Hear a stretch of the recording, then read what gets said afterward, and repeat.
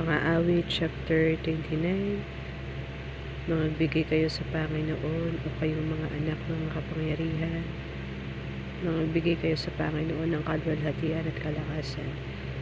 Ibigay ninyo sa Panginoon ang kaluwalhatiang marapat sa kanyang pangalan.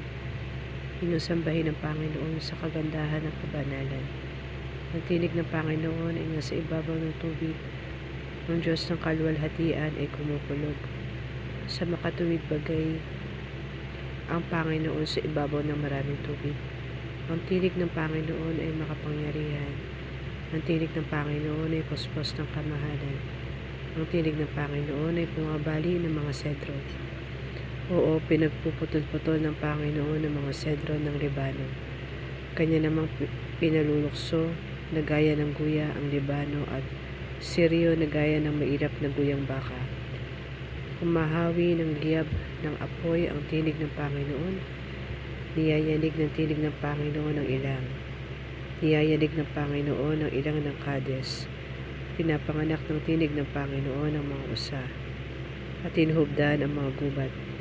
At sa kanyang templo ay nagsasabi ang bawat kaluwalhatian. Ang Panginoon ay naupo sa baha na parang hari. Oo, ang Panginoon ay nauupong parang hari magpakailanman. Ang Panginoon ay magbibigay ng kalakasan sa kanyang bayan. Pagpapalain ng Panginoon ang kanyang bayan ng kapayapaan. Amen.